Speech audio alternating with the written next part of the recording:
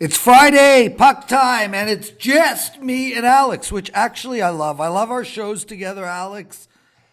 I do as well. Yeah, they work out really well when it's just me and you, brother. We got 7 games on tap today. We're going to go through them all really quick. Keep this show nice and tight. Before we get into that, I want to give out a promo code. Last night I had another 5-unit play, and it won. I had the New York Rangers. Super tight towards the end, but we got it in there, 4-3. Second 5-star of the week I won. And tonight it's Carm's turn. He's got a 5-unit play. So listeners, you can head over to WagerTalk.com and get Carm's 5-unit play for $5. NHL 5. Carm, 5-unit play for $5. Use the promo code NHL5. And if you want 7 days of Alex, head over to SportsMemo.com and use the promo code PuckTime. Alex, Chicago went over the total in the first period again last night, although there are some books that are now putting it up at 2, but it was 1-1 going into the second. You bet it? Yeah, it was actually 2-1 going to the second. The Rangers got that got a goal late in that period. Right. But yeah, I was on that one. That was a 4% play at SportsMemo yesterday, so we cashed that. Like you said, now the hysteria has caught on, and we're seeing 2s at certain books. We're seeing the juice jumping up to as high as $2 toward the right before puck drop. I got it at 155, and I've been advising my clients to get this early because the numbers they're coming in droves, especially 1 or 2 hours before puck drop of these different games, and the late games have been getting steamed as well. So definitely take note of that as the books finally have. But we're still cashing, and I got a 3% play tonight. That's on a first period total as well. So I hope to keep this nice run rolling. He's Alex B. Smith. I'm the Prez. It's puck time. You can watch us every day, Monday to Friday, at WagerTalk TV, at WagerTalk.com, and, of course, the home of Alex B. Smith, SportsMemo.com. Let's get to it, brother. Yep. Toronto Maple Leafs, Sparks in net tonight. Mm-hmm. Frederick played incredible hockey last night. I mean, 4-2 win in Tampa Bay. But Tampa Bay was all over the Leafs, close to 40 shots, and they were over. They played a lot down low. I don't know if you watched the game, but they were right in front of the net all night, chipping away. Could only get 2 through. But now the Leafs are on the road on a back-to-back against Florida. I think it's a tough spot for the Leafs, Alex. The away team, the Leafs, are minus 130. Florida is plus 108, 110. Look, Florida's lost 7 in a row. I actually think this is their night. I'm not going to bet it because I will not bet against the Leafs. But, the Leafs just brought it all last night against Tampa Bay. This is not a great spot. The over and under is 6.5. I like the under in this game. What are you thinking? Yeah, I would lean more toward the under. I don't think it's a gigantic. I mean, obviously, Frederick Anderson is one of, if not the best goalie in the world right now. But I don't think Garrett Sparks is an absolute bum either. I think he's going to be able to play well. And the fact that we've seen kind of I don't know if you want to call it an open kind of competition for a backup spot, but I mean, Michael Hutchinson, we've seen how well he's played the times he's been called up. So, Sparks' job as a backup there is not just completely set in stone. He could go, possibly go back down to the AHL at any time. So I think he's going to come out and play it well. Like I said, this is a Florida team that's on a abysmal slide, 7 losses in a row. We could see a fatigued Toronto team because of how well they played, like I said, how hard they played last night. But I still think the Leafs will find a way to win this one. So at that short of a price, I might take a shot at the Leafs.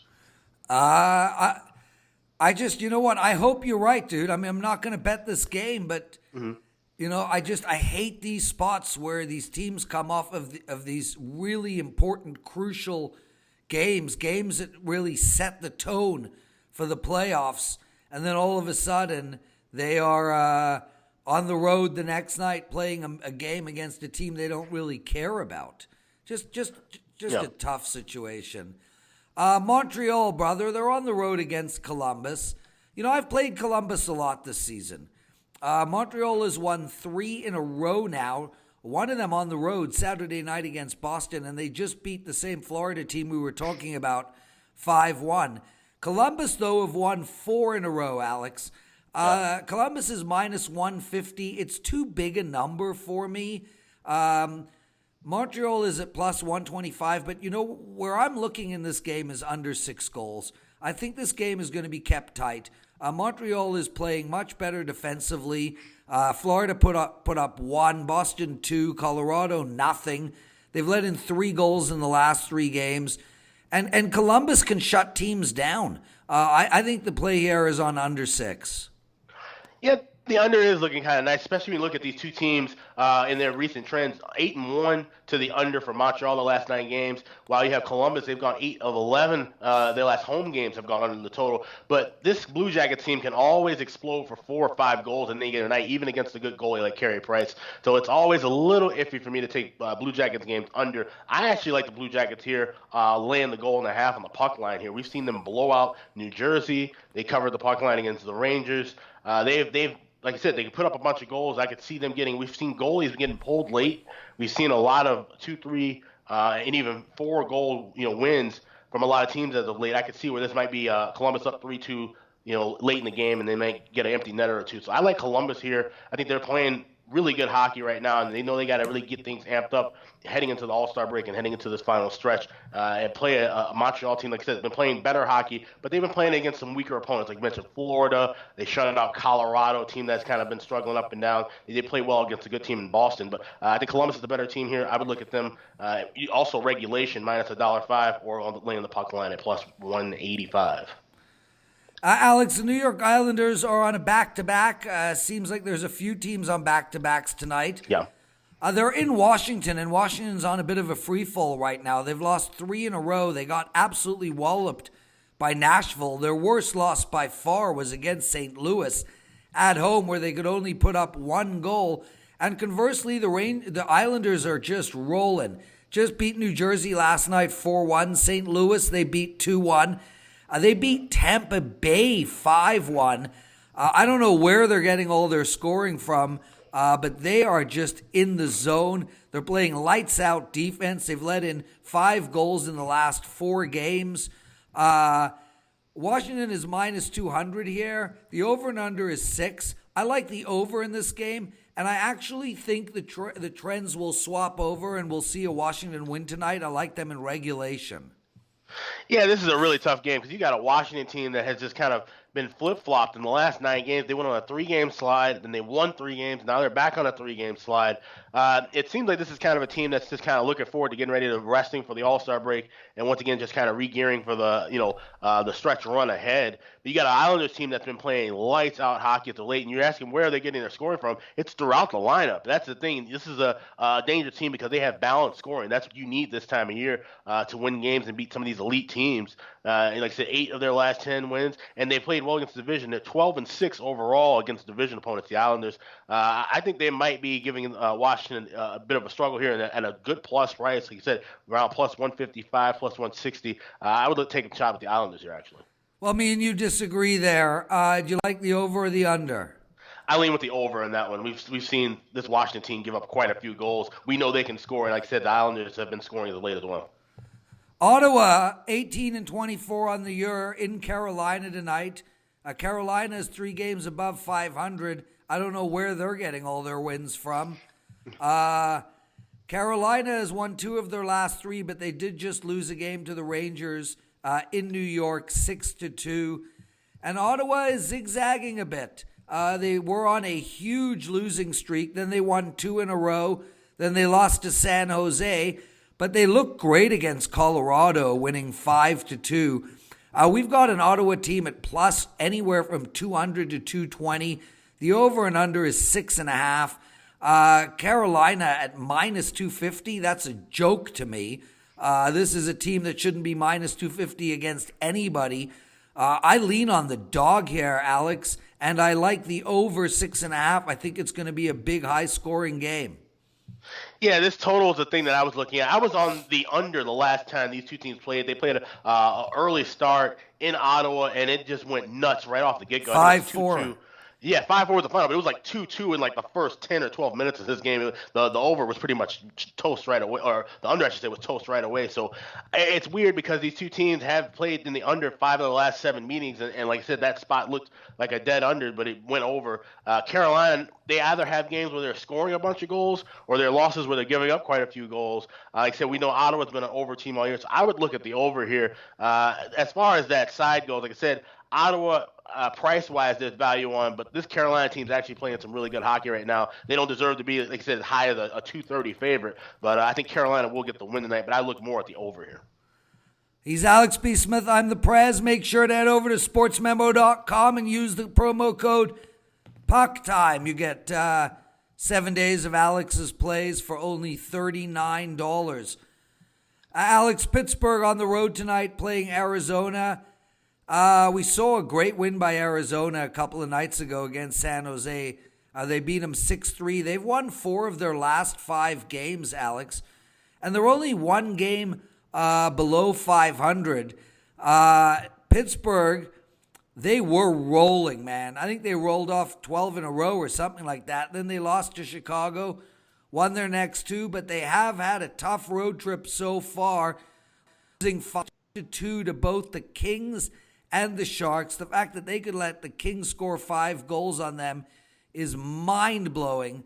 They're an away team tonight at minus 160. I like it. I think we're going to see a really good effort out of Pittsburgh tonight. I think they're going to shut Arizona down, which is not easy to do. They are a scoring team. But I like Pittsburgh. I like them in regulation at even money. Yeah, that's exactly what I like about it too. I've said even money. I've even seen it at plus 105 at one shop. They've dominated Arizona. They've won 7 of the last 9 meetings that they played against them. And like I said, the fact that they've been on quite a tough road trip, this is a good way for them to get back and kind of rebound themselves against a mid-range team like the Coyotes. Like I said, they played some decent hockey as of late, but they're not at the same caliber of talent as Pittsburgh right here. Pittsburgh still has won 6 of the last 8 games on the road. So this is a good spot for them here tonight. Like I said, regulation, that's the only way I look at it here. Couldn't agree with you more, brother. Tonight we've got Detroit on the road. Detroit, Ottawa, the Kings, these 3 worst teams in the league. They're playing a mighty Calgary team, and Calgary they're coming off of a loss, man. They lost to Buffalo 4-3 in a crazy third period. But before that, they'd won 5 games in a row, just walloping teams. Arizona 7-1. You can't keep this Flames team down. I actually would hate to be Detroit in this spot. Calgary is all the way up to minus 270. Gots.com has them as minus 333, which is absurd. Detroit is at plus 210. Alex, I like Calgary minus 1.5. I think this is going to be an absolute blowout. I do agree with you on that, but there's not a whole lot of value laying a goal and a half, only getting back plus 15, plus $1.20. So I'm going to look something different here. And I mentioned it before, last time we talked about Calgary. I'm going over the team total goals. You're only laying $1.20 at 3.5. Or minus $1.15 at some shops as well. We've seen Calgary score in bunches, and I think that's going to continue here. So I think we're getting much better value. I can see them being a 5-6 goal game for the Flames here. So lay the shorter price with the over 3.5 for the team total. I love it, Alex. I think they put up between 4 and 7. So nice. I'm with you 100% on that play. Great call. The last game of the night is Buffalo. They just came off of a win against Calgary 4-3. They have only won 1 of their last 4 games. And they're going into Vancouver, and Vancouver has lost 4 of their last 5, and they lost at home in a shootout to Edmonton. Look, Vancouver is not a good team here, but I think they might have found a good spot to pull out a W. They're a short favorite at minus 120, and the over and under is 5.5. I like the Canucks here, Alex. I like them at minus 120, and I think they pull out a win. Yeah, it's gonna be an interesting game. In goal for the Canucks tonight, Thatcher Demko is starting. He's one of their top prospects, so they're finally gonna give him a start and hopefully see how well he can roll. And that, I think this is a good spot for him. Like I said, we've already seen this before with a couple of rookie goalies where they have started off well. And getting their first couple of starts because teams don't really have a book down on them. So I think this is going to be a good spot here for Vancouver. Like I said, short price is a home favorite here. I would look at Vancouver as well. He's Alex, I'm the Prez, and the week of puck time is in the bag. Make sure to head over to WagerTalk.com. Get down on Carmine's 5-unit play. It is $5. Use the promo code NHL5 and $39 for 7 days of Alex's plays, which is like ridiculous. I mean, if you're watching these shows and you're not buying 7 days of Alex plays for $39, why are you wasting your time? I mean, it is like you take your children to McDonald's and it's $40. Like, this is a no-brainer. So head over to SportsMemo.com and buy Alex's 7 days for $39. I also have a 4-unit play up tonight. Head over to WagerTalk and get it if you want. And I've got a 5-star NFL play Sunday, so make sure to get down on that. Alex, great show, brother. We'll see you Monday. Best of luck this week, and take care of yourself. All right, take care. Have a great weekend.